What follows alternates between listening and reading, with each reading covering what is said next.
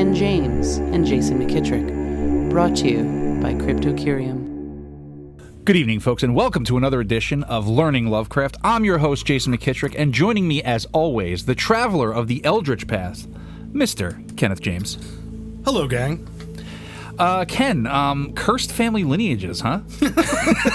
Tell you what, man. Yeesh. Well, this wasn't the first time, and it's certainly not going to be the last time. I had this, while reading it, I had, as I was reading, I was like, is this wait. I kept having those moments of hold on. Yeah. Wait, what? You know? Yeah. Well, before we dig into that, we have another Transmissions from the Void. You know, I'm always a big fan when a new Lovecraftian movie is announced. It's usually very low budget and most of the time disappointing, but this one looks like it might have some oomph to it. Some gumption. Yeah, so it's called Suitable Flesh, and it's based off of the Lovecraft story, The Thing on the Doorstep, one of my favorites. So RLJE Films and Shudder have picked up worldwide rights to the erotic horror thriller Suitable Flesh, starring Heather Graham. Haven't seen her in a while. Yeah. Ahead of the film's worldwide premiere at the Tribeca Film Festival, it will hit theaters and VOD and digital later this year, with its streaming debut on Shudder to follow. Like I said, this is based on the short story The Thing on the Doorstep by H.P. Lovecraft. Suitable Flesh follows psychiatrist Elizabeth Derby, Heather Graham, who becomes obsessed with helping a young patient suffering extreme personality disorder. But her desire to help leads her into dark occult danger as she tries to escape a horrific fate. So, looks like they're, as they usually do, they're gonna, play a little fast and loose a little bit with the background stuff. But it could still be fun, and if we have some Deep One action getting it on there, it might be fun. But I'm gonna go ahead and just guess that they're gonna cut that out. But still something to look forward to, because anytime someone says it's a Lovecraft film coming out, I give it a look, and at the time of this recording, its premiere is tomorrow, June 11th. How about that? So hopefully we'll be seeing that, available to watch, rent or pirate within the. No, not pirate. Legally. Right. So hopefully she's wearing roller skates in that movie. She might. I mean, that might be in her contract. At this point, it should be. Yeah, I mean, it's what she does. But looking forward to that. So keep your eyes peeled for the Suitable Flesh release, which I assume is going to be soon. Life is a hideous thing, and from the background behind what we know of it peer demoniacal hints of truth, which make it sometimes 1,000-fold more hideous. Science, already oppressive with its shocking revelations, will perhaps be the ultimate exterminator of our human species. If separate species we be, for its reserve of unguessed horrors could never be borne by mortal brains, if loosed upon the world. If we knew what we are, we should do as Sir Arthur Jermyn did. And Arthur Jermyn soaked himself in oil and set fire to his clothing one night. No one placed the charred fragments in an urn, or set a memorial to him who had been, for certain papers and a certain boxed object were found, which made men wish to forget. Some who knew him do not admit that he ever existed. Yeah. So off the bat, reading that, I didn't know where we were going. I didn't know, what kind of legs the story was going to take, and at that point I'm like, wait, okay, are we dealing with an evil man? Are we dealing with an evil family? Are we dealing with, it gives you a whole litany of thoughts in the very beginning. Because normally people don't set themselves on fire. Yes. And it's almost like he found out something horrible. Yeah. A long buried secret. Yeah. I don't know. Yeah. This, I hadn't reread this one the past few ones that we discussed. I hadn't reread this one in a long time, and I was like, okay, I remember all the beats, and I remember it was short, like most of these are, and then as soon as it kind of starts up, and we'll get into the full synopsis here, but as soon as it starts up, I'm like, he telegraphs this right from the beginning. I knew what was happening almost instantly. Yeah. Because like I said, I was like, wait, no. Yeah. Wait, yeah. So the story begins by describing the ancestors of this Sir Arthur Jermyn, a British nobleman, and we get to his great-great-great-grandfather, Sir Wade Jermyn, who was wildin'. Like, Yeah, this dude, guy. yeah. Yeah. Like the definition of the term. Yeah, bro was lit. Yeah. Yeah. An early, possibly first explorer of this Congo region, who had these books on this mysterious gray city of white apes ruled by a great white god. And because he wrote this, he was ridiculed within his profession. Yeah. And it says that he had this intellectual zeal amounting almost to a mania. Mm-hmm. And you know what that got him? Confined to an asylum in 1760. Yeah, right. Just that point right there, though. Like, you know, okay, you're like, oh, in the Congo, he's one of the first explorers, and he writes heavily about this city of white apes ruled by a white god. And at that point, you're like, oh, God. Yeah. You know? Yeah. You're already like, oh. Yeah, where's this going? It's like, wait, what year is it? 1920? So Lovecraft goes on to describe how the Jermyn family, that madness was in all the Jermyns, and people were glad that there were not many of them. Right, so it's like, because you know, you'd see these guys in public, it's like, oh no, they had this peculiar physical appearance that began to appear in the children of Wade Jermyn, that first great the one who went to did some weird things in Africa. Something about the Congo there. Yeah, and he had this mysterious and reclusive wife. Oh, I love the explanations. Wade claimed she was Portuguese and didn't like English ways, so we just got to keep her hidden. And no one had ever seen her up close because it was said that her disposition was violent and singular. Not even the servants had ever seen her. He was the only one. He was like, no, I'll go handle this. Yeah, because I mean. Everyone knows where this is going, but like you imagine her being hid away in a room, but like every once in a while you're just letting it go, and you know, and the noise, I mean, maybe we can cut it in here, is like a chimp going nuts. Yeah.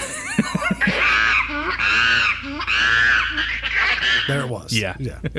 So we get this second passage, and it lays it out pretty good for us. But it was the talk of Sir Wade, especially when in his cups, which chiefly led his friends to deem him mad.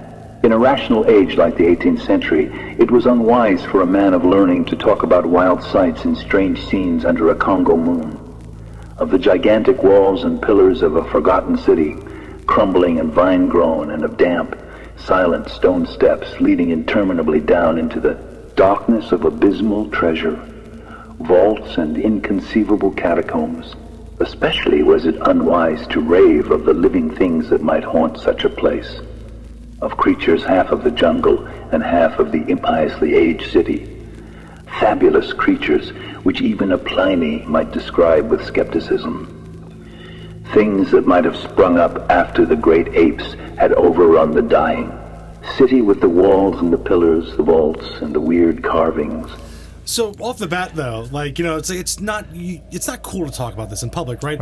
I'd be one of his buddies at the bar. Yeah, tell me more. Yeah, tell me more. That's like, because they're talking about, like, you know, it's unkempt and uncouth for these people. Yeah, I'm there drinking, like, so what else happened, man? Yeah. Like, tell me more, man. With your monocle. Oh yeah, I'm like, did you fucking? So no, it's all good. And what I like about this passage is it settles into that good, like, Lovecraftian description where he's talking about the forgotten cities, weed grown, like this ancient civilization, whatever it was that's gone. And the Lord Dunsany stuff paying off again. Once again. And I like that we get to this because, like, yes, conceptually, this story is very silly. Yeah. But he still settles into his Lovecraftian moods here and there. And it's like this passage that we just heard. It's like, yeah, but that's still like, I still kind of want to read this because, and treasure? Yeah, right. And, you know, it also gives you that air of, like, mystery, right? Like, there's that, there is that thing, even though he kind of, you know, puts a nice little bow on it at the end, there's still those hints of mystery where you're kind of like, wait, you do ask some questions at the end. Sure. Now, so afterwards, Wade is taken to this madhouse because of these ravings. And it's interesting because he shows little regret when shut into the madhouse, and they just can't figure the guy out because Lovecraft even says, quote, "for his mind moved curiously," and I like that. I mean, that's like, okay, that's an interesting description. His mind moved curiously. It's like, okay, all right. I mean, His hands move curiously too, I guess. Yeah. But our boy Wade, he dies 3 years later. Yeah. Okay.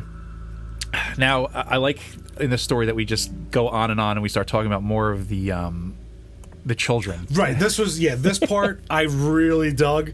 Because, like, I already know what's happening at this point and what went down. Right. And then it's like, so before Jay gets into the next part, just keep in mind that what you're about to hear is basically half... Anyway, it's basically this guy's kids trying to exist in a regular world, and we'll get to why it's funny of them trying to exist and where they thrive in life. Yeah. It's so apparent what's going on. Oh yeah, it's, and even if you hadn't read the story, it's like, what? So we get Wade's son, Philip Jermyn, right? And as Lovecraft tells us, he was a highly peculiar person and whose appearance and conduct were in many particulars so coarse that he was universally shunned. It's like what? The dude standing out in front of Wawa? Like, what are we talking about? Like, is this guy throwing his crap at stuff? You know, he might be. Probably. I love this. That Lovecraft describes. He was densely stupid and given to brief periods of uncontrollable violence. Yep. Yep. It's like you can't not laugh at this. Yeah.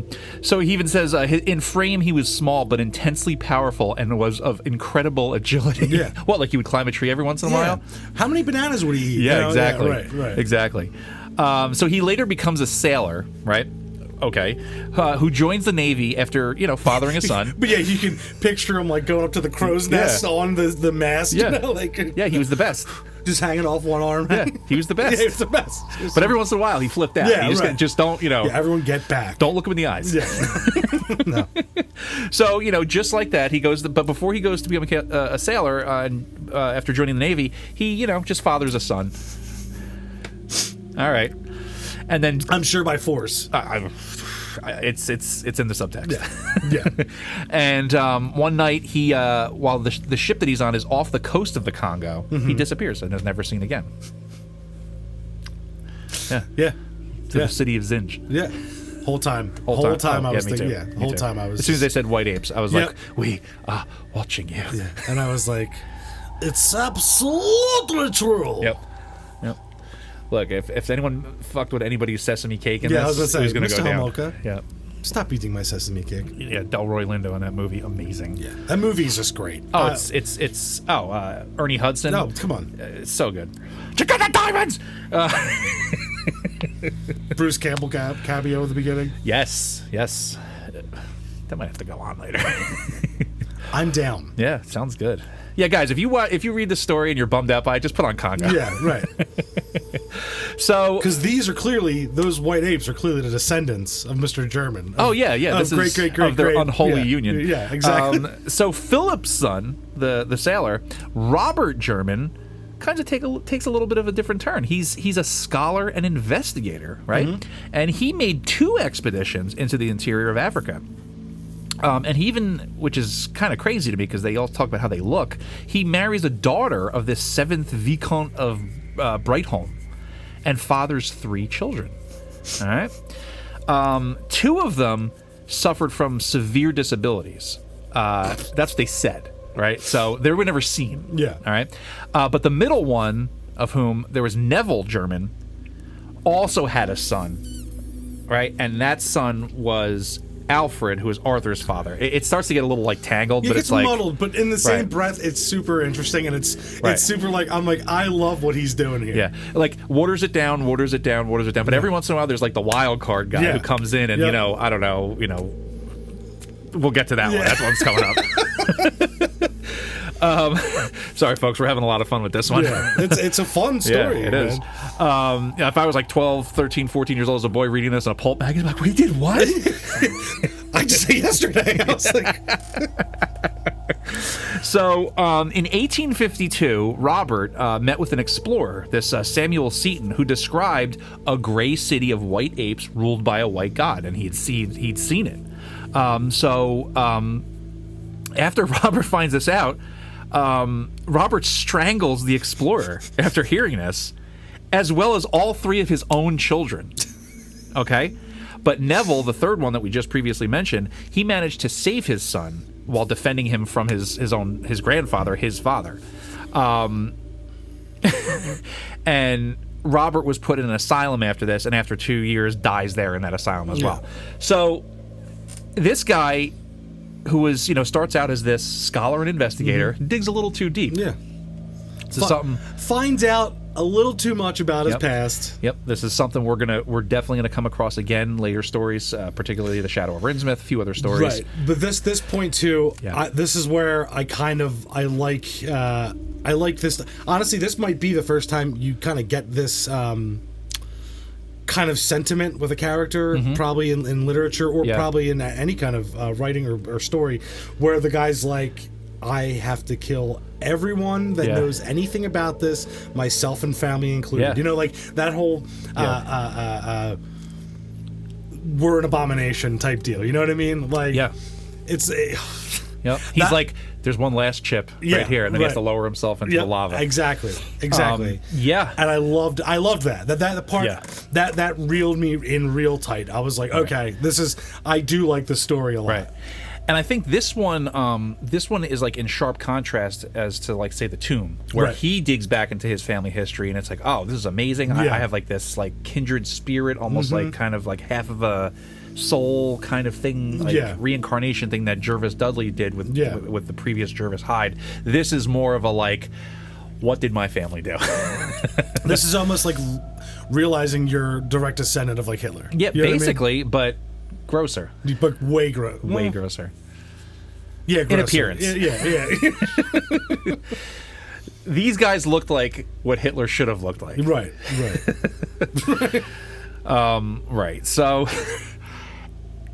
and that's, and I find that to be, that's a very interesting kind of thing there. Like the guy who he was the one to come out of it a little. He's like, oh, the investigator and the scholar finds out all this stuff and then gets this information, and it's almost like his baser instincts take over, and it's just, it comes out comes out of him. Exactly. Yeah, exactly. It's like an X-Man. Like if you're an X-Man and like you have to like use your power. You have to focus your power to like do a task. Yeah. It's almost like it was like John Wick digging up his guns at that point. Sure. Just a man of sheer focus at that point. But then he realizes what he's doing, and he's like, oh no, I just have to kill everybody. Yeah, right. That's what I mean. It's if John Wick killed his wife and his dog. End of movie.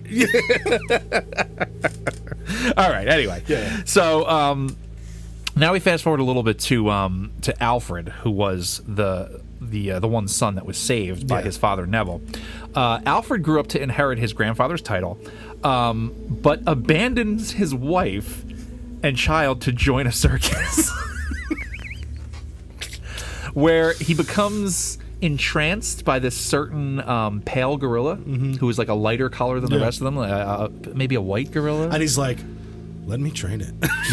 So I could picture that scene. He's like, they're staring at it, and they let him and the gorilla lock eyes, and he's just like, hey guys, let me train it.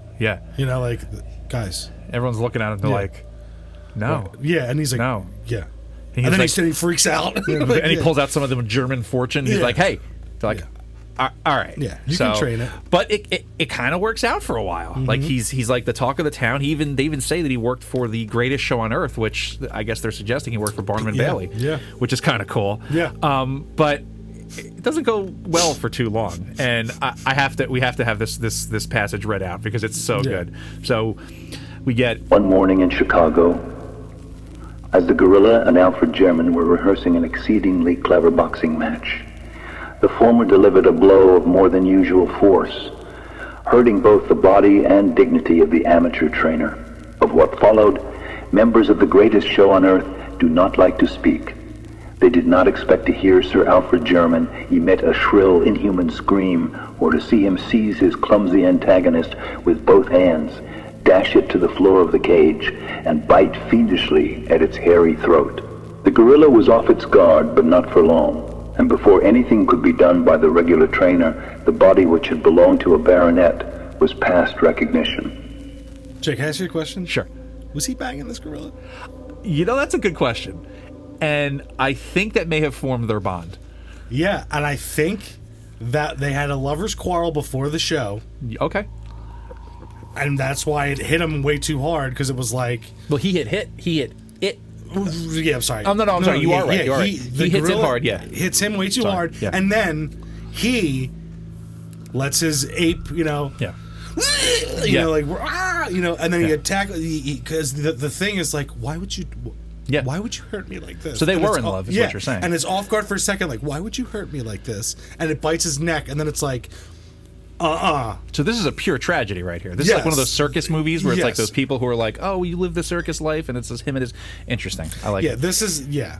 It's kind of like that scene in Trading Places when the guy gets locked in the gorilla cage, and he's like, oh, that must be the female. Yeah, this is the aftermath of that. This is what would happen if they, you know, he actually fell in love. Right.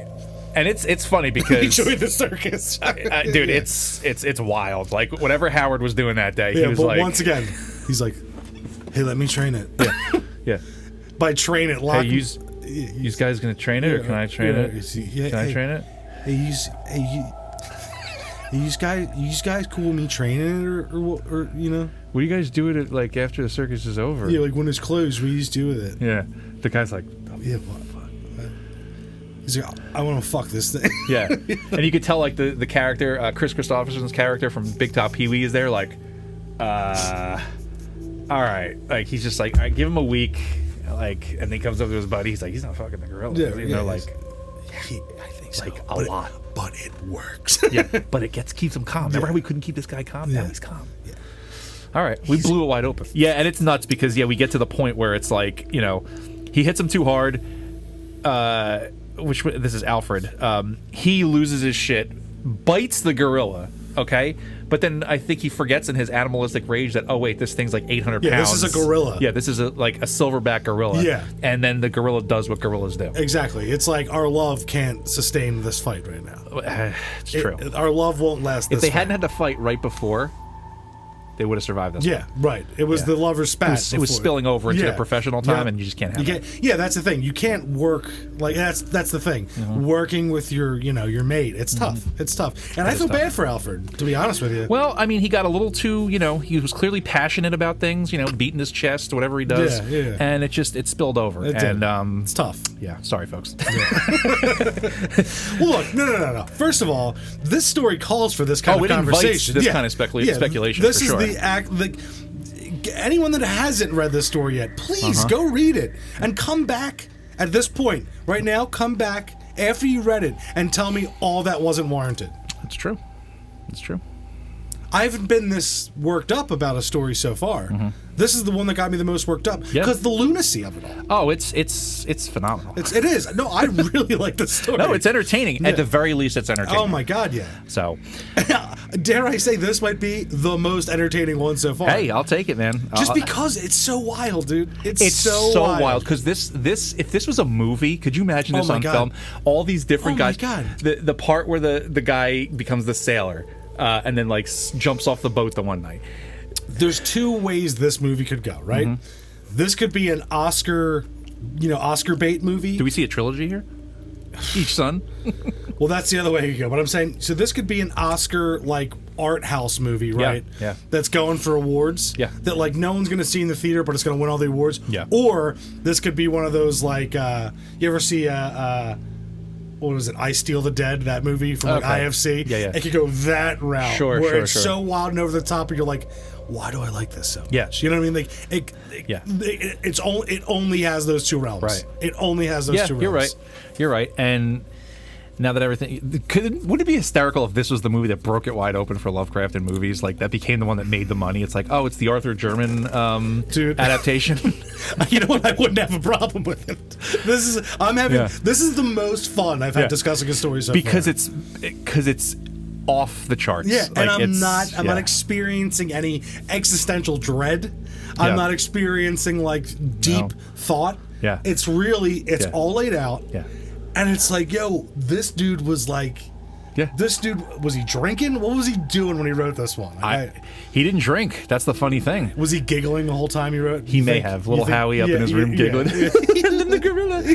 Yeah. I think it's possible. Wild. It's very wild. So after After Alfred meets his demise by being, beat into pulp by a gorilla. His lover gorilla. Possibly. Arthur, his son, our main character, inherits the family possessions, and with his mother moves into Jermyn house. Now, they even say that, it's not that it's like, oh, here she is, she's here to inherit it all. It's just like, well, there's no one else to be like, no, you can't come here, because she is, this... not a refined lady. She's from, the German men seem to be attracted to women who are not part of the stuffy, A more bohemian style, maybe. Exactly. So he moves into Jermyn house with his mother, and she sees that he receives this formal education, as is due his title.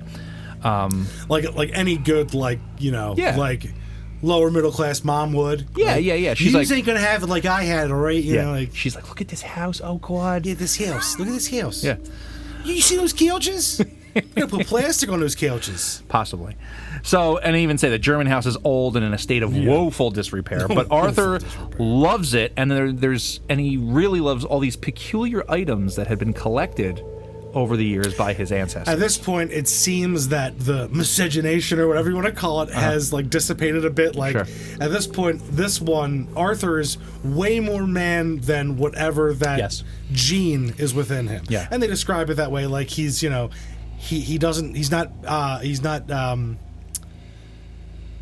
doesn't have fits, he doesn't have fits, and they even describe him more of as like a poet and a dreamer. Exactly. Yeah, he's more refined. He's more articulate. Mm-hmm. His mind, the places that are unlocked in his mind at an early age, are those of it's a fanciful, it's a fun, more starry-eyed kid. Yes, and other folks who have analyzed this story in a more serious tone have suggested that this is some of autobiographical elements of Lovecraft, where because his parents both died insane, both died in the same mental institution, one from syphilis, went insane from syphilis, his father, and his mother died during a botched gallbladder operation, but she was also insane. And Lovecraft comes from this storied two aristocratic families, and when they get to him, he was this different kind of guy. He was the poet. He was the dreamer. He had, exactly, starry-eyed. And you can see where he's kind of taking some things and putting this into the story. See, I didn't know that. So, I don't think he had a thing for gorillas, though. I don't know. What is it? Interspecies erotica? I don't know if that was his thing. Bestiality. But no, see, okay, that makes. I was trying to go to the high road. Yeah, right. But that makes a lot of sense, because basically now I understand this as a way of him using his art to kind of work out his own demons. Yeah. Like, how you make a sculpture, or you paint something that kind of, it works out all the clouds in your mind. Like when I make a song, after I'm done, and I just feel better. You know, it's that you exorcise the demons. Yeah. So okay, this makes so much sense. Where he's mad at his parents for not being there for him. Yes. So he's making this whole almost demoralizing story depicting why they are the way they are. Yes. And he's still addressing that he has a little of that in him. Yeah. But yeah. He's like, I'm better. He's like, I have that in there, but I'm also, I look higher. I look higher. Yeah, I have loftier goals. Yes. Right. And that's interesting, knowing that was, where that was kind of coming from. So now just to get back to these peculiar items collected by his ancestors, I imagine the Motor Museum. Yeah. Yeah. In his house, where it's but everything is related to gorillas. You know what I imagine? I imagine that museum in where is it? Asbury Park. It's like the Jersey Devil Museum. Doesn't exist Have you ever been there? No. Have you ever been there, Jay? No, I don't know what you're talking about. Okay.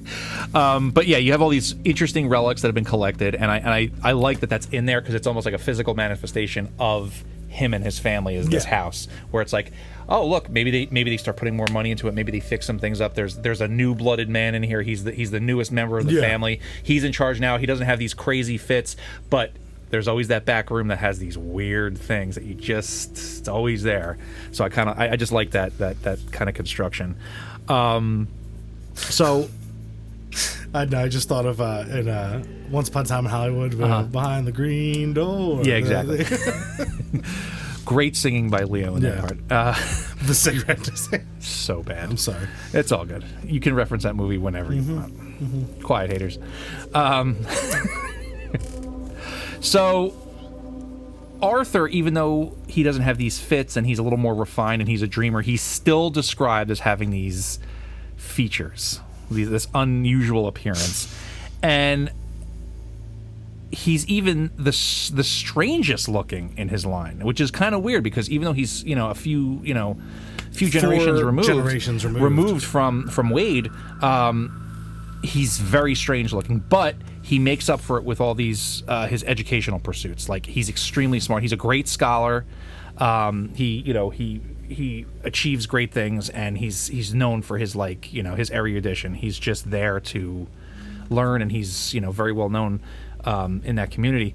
But after his mother's death, he sells a portion of his estate to fund a research expedition to the Congo. Right.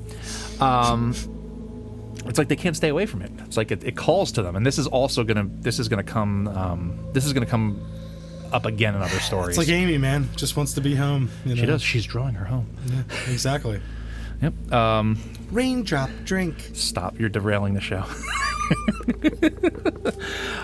So goes down to the Congo, and he starts hearing tales of this stone city and the white apes, and the stuffed body of a white ape goddess. Dude, at this point, yeah, locked the FM. Yeah, because it's super interesting. Because now he gets down there, he got all these wild tales, and he probably got to the point. It's like, look, I'm gonna go down there.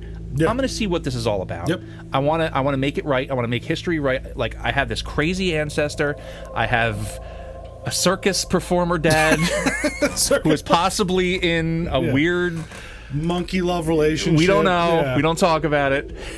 But he wants to get down there. He wants to make it right. He wants to. Right. He for himself, at least, you could tell he wants to go down there and find out what really happened. Well, yeah, because he's also like, dude, I have all these relics. I have all this stuff. He's like, there's got to be something to this, right? Mm-hmm. Like, it can't just be, that my whole family's crazy. Yeah. It can't just be that. It can't. Because he's like, my pursuits. I'm so capable. Yeah. Of doing this, there must be something in what I'm doing and how I am. Yeah. That just isn't well received by other people, and in those times must have been taboo. Yes. It must have been like, he's just they don't accept his my elders same traits that I have. Right. So maybe at this point I was thinking like maybe he's thinking that they were just misunderstood, and I think he also wanted to combat maybe the idea that, okay, all of the wives were of these other caste, these other type. You got the Portuguese wife, you have the possibly Romani wife, you have and he maybe is like, look how smart I am. Look at all the things that I did. I'm smart. I can do things. And he wants to maybe dispel this, kind of race prejudice that he's probably been hit with his entire life, where you have these snooty, aristocratic British people who are like, oh, the Germans, they're all mad, you know, and you could tell he got that his entire life, and like, oh, look, he's ugly, I wonder why. Yeah, right. So this is complete departure from the next story, by this the way. This is his vision quest. He's going out there. He wants to, this is his rite of passage. He wants to go down there. He wants to go down there, and he really wants to, make things right and figure it all out. But he gets down there, and he talks to some of the locals. We get this Chief Muanu, who kind of basically tells him in a long story short, yeah, it's all true. And he hears about this during one of these warlike periods where they took from this original civilization of these white ape half creatures, that they took this thing that they worship, this white ape goddess, and it's this apparently this mummified body, which is okay. Once again, I was like, yes. Yep. Yes. But it had gone missing. Okay? Mm-hmm. So then we get this... you can tell Lovecraft's like, come on, I want to get to the end. We get to this point where he's at this trading post, and he talks to this Belgian agent, okay, who offers to both obtain and ship the goddess's body to him. And it's like, who is this guy? Because he just comes out of nowhere. He's like leaning on the edge of the shady end of the bar. Mm-hmm. You got the fan going. You got the light coming through the I picture blinds. I picture the light khaki pants, the wife beater and the linen shirt with the kind of strawish almost like fedora. Yeah. You know, something like that. He's like, I can get you the thing you're looking for. Yeah. What is it you say you're looking for? Yeah, I don't know. It's almost Belgian. like a southern accent he's got. Isn't Jean-Claude Van Damme Belgian? Yeah, the Brussels. Yeah. Yeah. Belgian. The muscles. I'm saying, the muscles. So, like, it has his accent. Is Jean-Claude Van Damme Why would I wear black silk underwear? You know, so that's from double. What is it? Double T? No, not Double T. Double Impact. Yeah. Yeah. Sorry, folks. If this is your first episode with us, there's going to be a lot of movie references the whole way through. That's kind of the point. That is the kind of the point. Yeah. Muscles from Brussels. Of course it was going to happen. So this guy shows up. He's in the bar. He's like, hey, I know what you're talking about. And, like, maybe he, like, knew about it a long time. He's, like, kind of almost like a Han Solo kind of character hanging out in the bar. And he's like, there's a guy who has money, clearly. There's a big white ape hanging out with him. Yeah. He's like, shh. Yes. Stop. And he, yeah. wrong family. Yeah, right. So he sees the guy. He comes up to him, tells him about the whole thing. He's asking about it. And he's like, look, I know where it is. And clearly there's going to be, an exchange of funds. And he's like, I know where it is. Not only can I get it to you, I'll ship it up to you. He's like, holy shit, that's awesome. Yeah, he's like, wait, who are you? Yeah. And he's like, my last name's Amazon. Yeah. But takes him on his word and says, awesome, here's, probably throw some money at it, and then goes home. And says, it'll be a little bit, but I'll get it up to you. But you could tell, too, though, that even though it's like, he wants to get to the end of the story, that's also telling to Arthur's character that he's like, I really don't want to go on this expedition. It's possible. He's like, look, I am not my great-great-great-grandfather. Yeah. I'm not even my great-grandfather. Like, it was like he's there. Someone's like, I'll do the heavy lifting. Possible. Get the hell back to the estate. You know what I mean? Yeah, because he goes ahead and accepts the offer and returns to England. Yeah. So the whole time patting his head like, thank God I didn't have to do that. Yes. Like, I wanted to, and it was a matter of pride, but... He's like, it's hot here, there's mosquitoes. Yeah. He's like, I don't got it in me. Yeah. Thank He's like, God I want my that fireplace in Dickens. Yeah, right. And my Earl Grey tea. Yes, exactly. So after a period of several months, the body arrives at Jermyn House. Arthur begins his examination of this mummy. I loved the description of how... Like, it's arrived. It's almost like a big deal. Everyone sends the servants out. Everyone get out. Yep. Everyone out. Yeah. And he's like, he thinks something great's coming. Yeah. Yep. But, so he goes into the room, and within about 15 minutes, screams erupt from the room. Before that, you hear the clink. Oh, yeah. He opens clink, it up. Yeah. You hear him opening it up. Yeah. And then silence for 15 minutes, and then he loses his shit, and then runs out, disappears for a little while, comes back, and they smell oil. All right, and then he goes downstairs. They don't hear anything for a while, and he then goes back outside, screaming again, and they see, they kind of describe that they see his silhouette on the moor, and he douses himself with more oil and lights himself on fire. The description, the way that Howard wrote this at this point, I saw it. Like, I visually saw it. I saw the people seeing, like, outside of the house. Yeah. I saw the fire in the moor. I saw it, and I was like, damn, dude. Yeah. Like, I was like... Yeah. And then we get the next part. Yep. And then we get the next part, and I'm going to leave I'm going to leave this to Howard to read to us. The reason why Arthur Jermyn's charred fragments were not collected and buried lies in what was found afterward, principally the thing in the box. The stuffed goddess was a nauseous sight, withered and eaten away, but it was clearly a mummified white ape of some unknown species, less hairy than any recorded variety, and infinitely nearer mankind. Quite shockingly so. Detailed description would be rather unpleasant, but two salient particulars must be told, for they fit in revoltingly with certain notes of Sir Wade Jermyn's African expeditions and with the Congolese legends of the White God and the Ape Princess. The two particulars in question are these.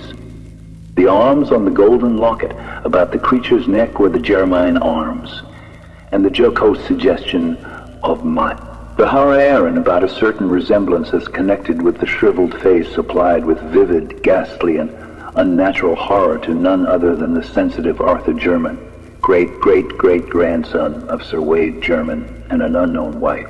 Members of the Royal Anthropological Institute burned the thing and threw the locket into a well. And some of them do not admit that Arthur Jermyn ever existed.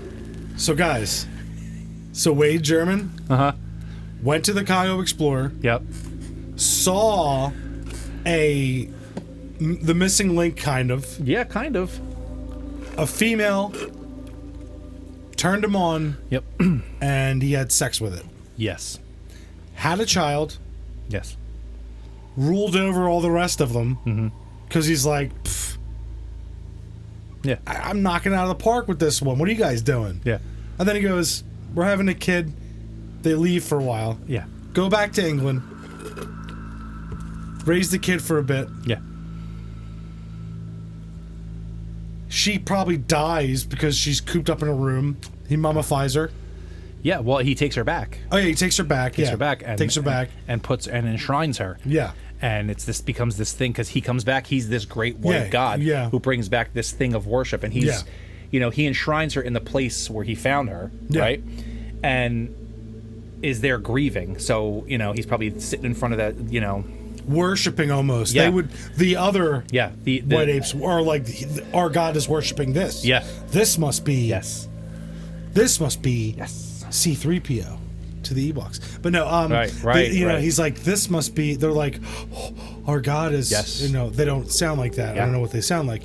But Wade, we are watching you, is a savage, dude. Yes. So before we yes, he is.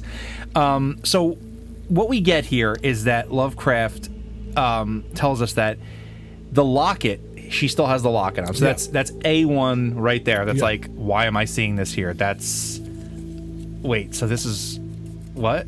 And then he goes back in his mind, and I wonder that's where he's like sitting there and like, he's like, wait, so that only means this. So that's the 15 minutes that elapse after he opens it.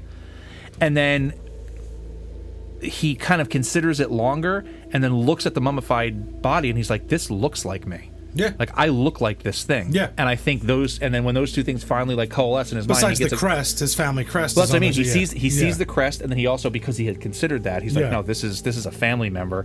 Wait a minute, this is my, and then, wait, I look like this thing. Yeah. And I think it takes a full 15 minutes for him to just pop off. Yeah. And then that's it. Well, and he considers too, he's like, this is why my grandfather killed everyone. Yeah. He's like, I don't see why you'd be attracted to her. Wade, dude.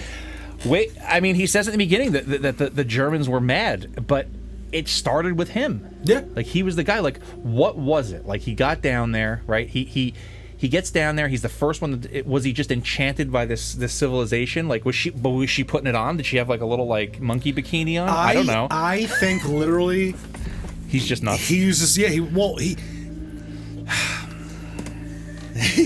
he was just probably of the type where it was like, regular women don't do it for me. Like, no.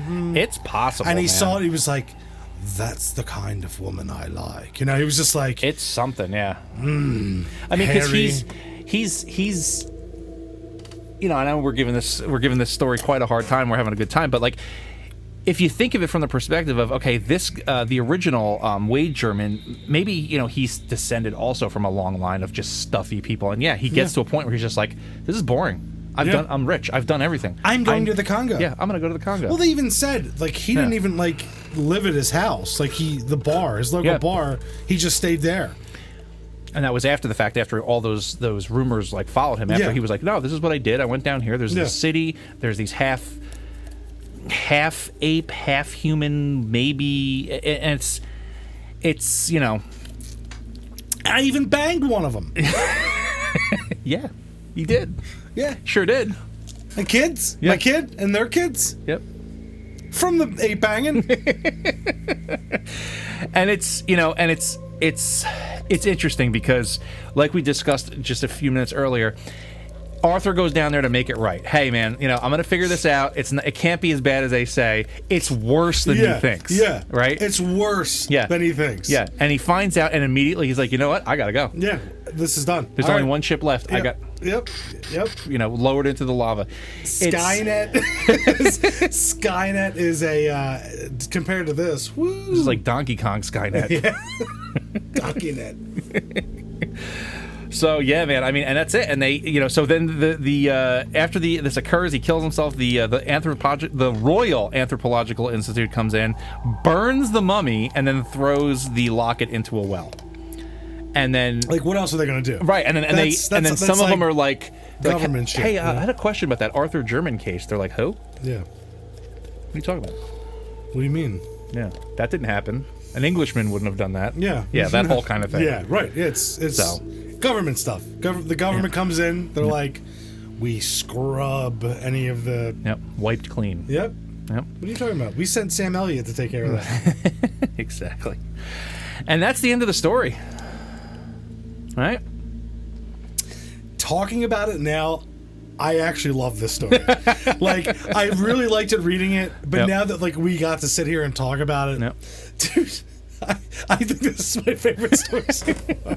It's so wild, man, and I love the fact that he wrote this, like, because I don't know where we're going. I kind of have an idea of where we're going, but like, this was the tits, dude. Like, this is like this was so fun. Like, it was just fun. Like, you're this crazy race of the missing link white apes with less.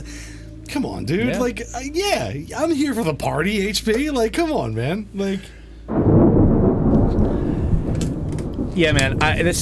I'm glad you had fun with it, because this is like, I like that you say that, you're not sure where it's going, but you have an idea. Yes, and I think we're also still in that stage where I've said in the last few previous episodes where, like, he's still trying to figure out what is the horror. Is it just this tainted ancestry?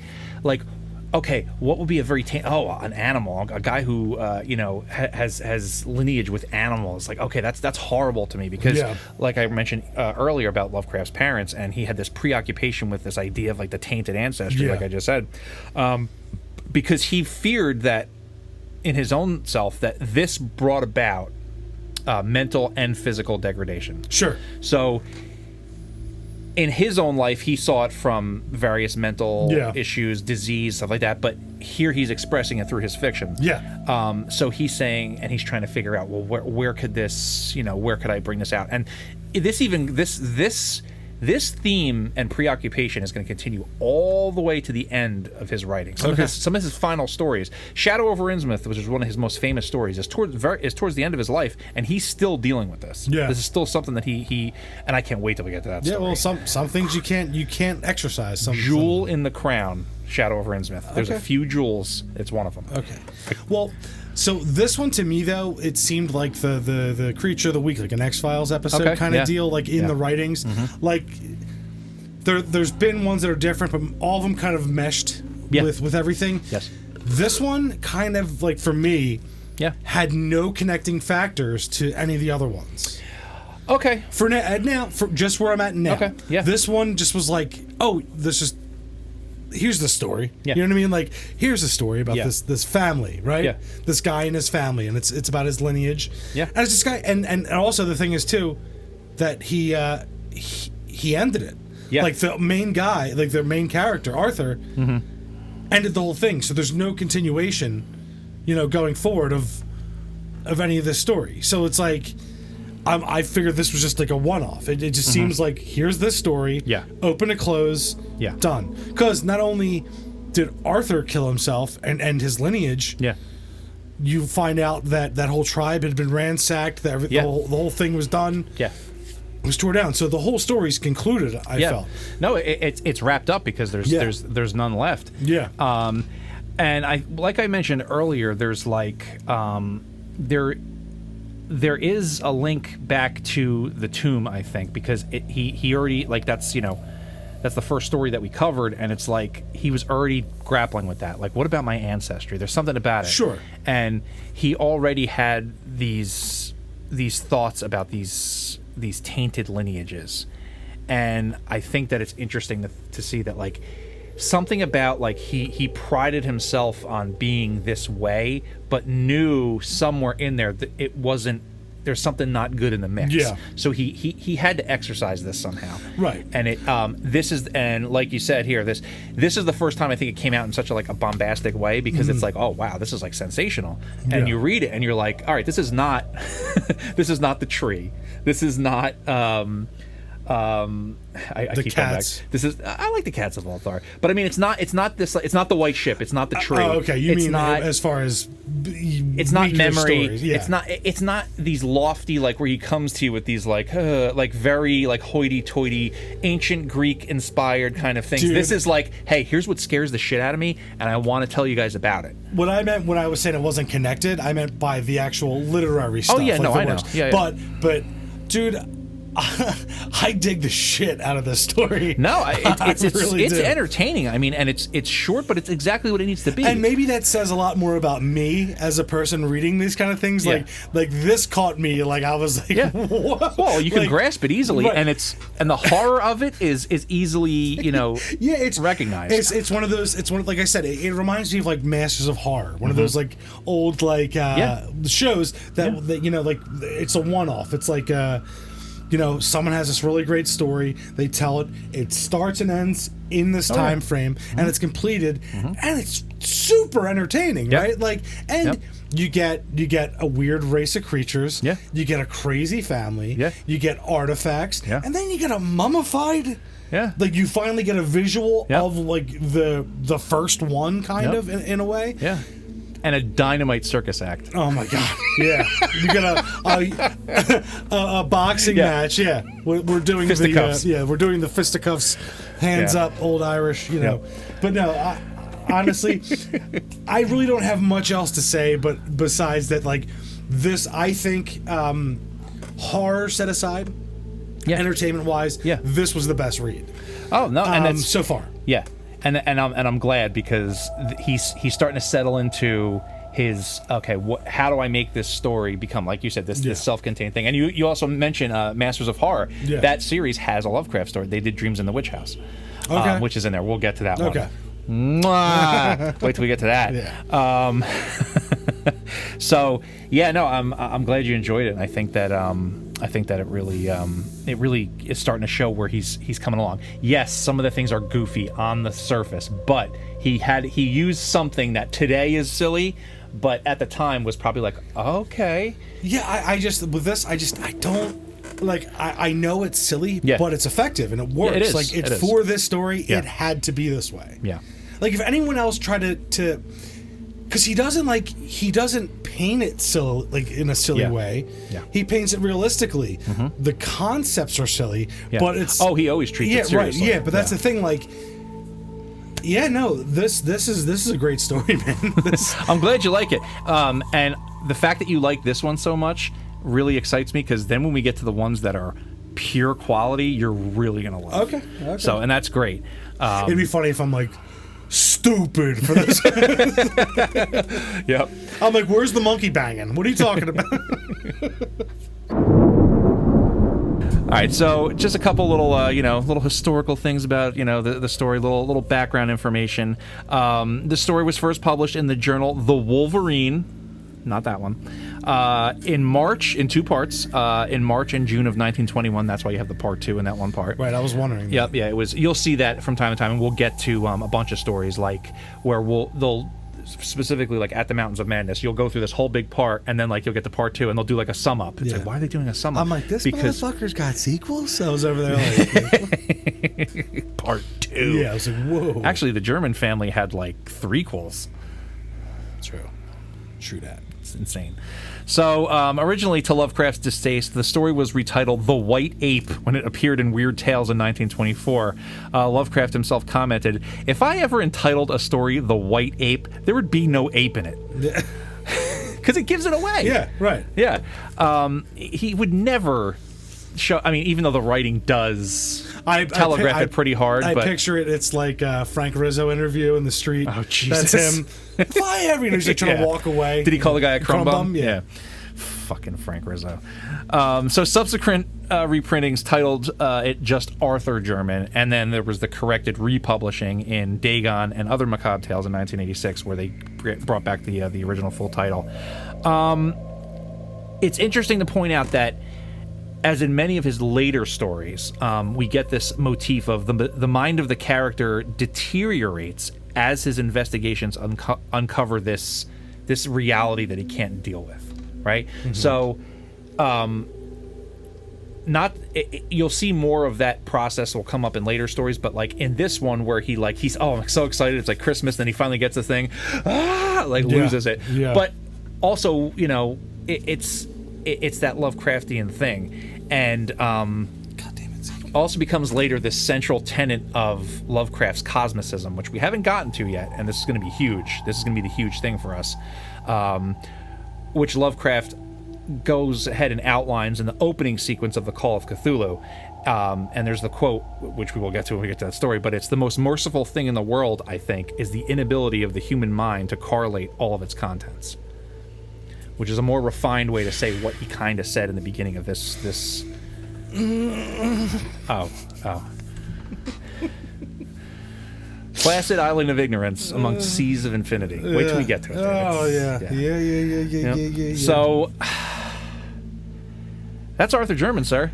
I absolutely love this story. And once again, like I said, it's probably more telling of me than it is of the story. That I'm like giggling reading it, like.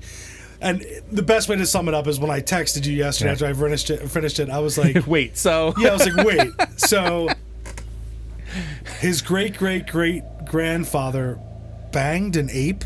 I'm like, uh-huh. Yeah. I was like, all right, sick. Yeah. No, and it's good, and I'm glad that this one came up because, like, this is like a good, like, okay, because...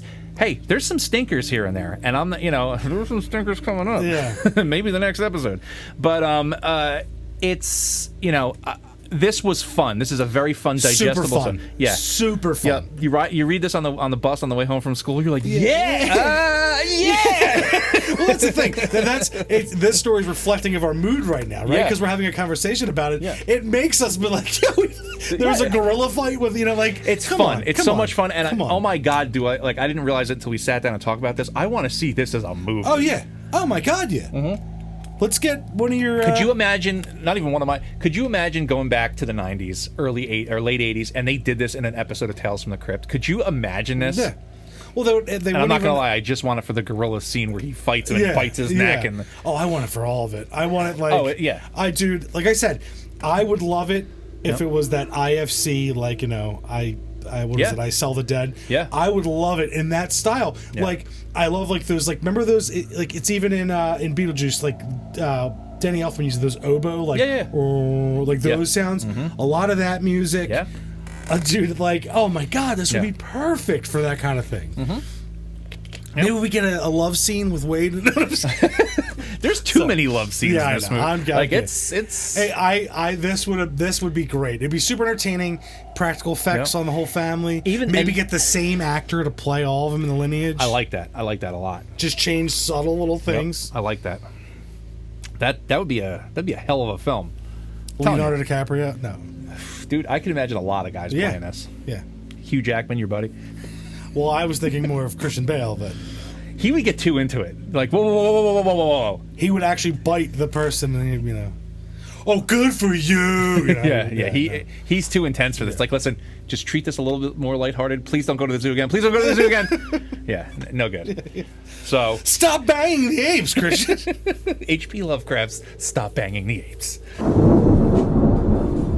So, any closing statements on the case of Arthur Jermyn? Yeah. I love the everlasting concept that whenever an adventure is done as adventures, you rest your feet up at the bar. Yes. At your local bar. It's cool. And there's always fun people to talk to, because that will enhance the plot, and you can get more side quests if you talk to the characters at the bar. Yeah. They still use it today in video games. Yeah. And it sucks that there's like no... I don't have, my local bar's gone. They're all gone, all the ones I worked at. Mm-hmm. And it sucks. I want a hole-in-the-wall dive that I can just go to. Yeah. Someone served me, I talk to some people, Yeah. They come in, they're like, that's good, Jam. Yeah. It used to be like that. Stories abound. It used to be like that. No, but I love that concept that an adventure, is done, and it's it's brushed over in the beginning. Yeah. But once again, it connected my mind with, like, you know, what do these people do? What are they going to do? Stay at home? They have so many stories to tell. Yeah. They got to get it out. Yeah. I love that concept of, Yes. here's where I rest my feet. My adventure's over. Yeah. And What they call it? The Knight's Head? Was that the name of I his? think, yeah, the Knight's Head, And yeah. then there's the bar in the Congo too. We have two. Man didn't drink, but he's representing the bar culture Yeah, in this right. this story. So yeah, that's my closing statement on it. I love this story, and I really liked it until we talked about it. Now I fucking love it. I love that. And I there's love a that you lot love more it. cursing in this episode than we had.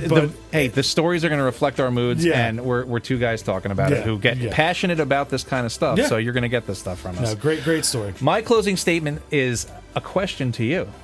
When Wade Jermyn first saw the Ape Princess, did Dreamweaver play as he saw her the first time? You can cut a little bit up here if you want. And her name was Cassandra. Yeah, probably. Yeah. He probably, that had to have played. Mm-hmm. But it was more like lutes and like stuff. Like Okay. it was a different kind of. Yeah. Damn, like he actually saw her and was like, "That's it." He was like, "Yeah, that's the girl. Yeah. That's my girl." Wade was a savage. He was, and it caused his great grandson to light himself on fire. I feel like that's more Arthur's fault than Wade's, though. Like, Yeah, he built himself up a bit. He had had the aristocratic thing about himself where he's like, no, I'm not this creature. I just look weird. Leave me alone. Right. Yeah. Wade was just doing Wade. Yeah, he was, but I don't think he had the testicular fortitude to see it through, and that's what happened. Yeah. So that's final closing statement. Yeah, This wasn't Wade's fault. It was Arthur's fault. I guess. Sure. I guess that many generations. Sure. I like it. All right. Well, that's it. That's it for this installment of Learning Lovecraft. I've been your host, Jason McKittrick, And I've been Ken James. and we'll see you beyond the wall of sleep.